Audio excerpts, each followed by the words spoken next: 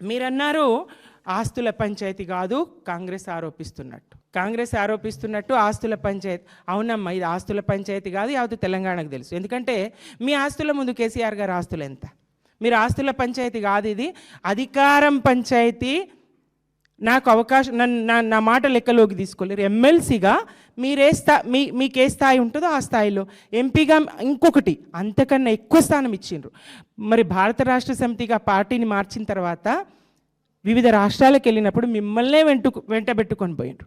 భారత రాష్ట్ర సమితిగా పార్టీని మార్చిన తర్వాత దేశ రాజకీయాల్ని నడపడానికి వివిధ రాష్ట్రాల ప్రతినిధుల్ని, ముఖ్యమంత్రుల్ని కలిసినప్పుడు మిమ్మల్ని కదా వెంటబెట్టుకుపోయినరు. మీరు కూడా భారత జాగృతిగా మార్చుకుంటారు కదా. ఇప్పుడు పేరు మార్చడం నాకు ఇష్టం లేదని చెప్తిరి. ఉద్యమకారుల కుటుంబాలను చూడలేదంటే ఉద్యమకారుల కుటుంబాలను చూడడమే కాదు, ఉద్యమకారులను ఎంత గౌరవించుకున్నారు. నగరం నాడి బొడ్డున నిర్మాణం చేసి ఉద్యమ స్మారక స్తూపం, అలాగే ప్రతి జిల్లా హెడ్ క్వార్టర్లో కూడా ఉద్యమ స్తూపాలు ఏర్పాటు చేసుకోవడం, జూన్ 2న ఉద్యమకారులందరినీ తలుచుకోవడం చేస్తూనే ఉన్నాం కదా.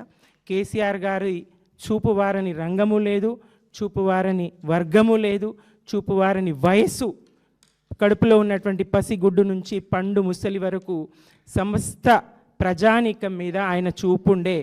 ఆయన చల్లని చూపుతో 9.5 సంవత్సరాల తెలంగాణ ఒక కొత్త రాష్ట్రము, పసికూన, కేంద్రం సహకారం లేదు, కరోనా కష్టకాలము, నోట్ల రద్దు, ఇట్లాంటివన్నిటిని ఎదుర్కొని సాగునీళ్ళు, తాగునీళ్ళు, విద్య, వైద్యం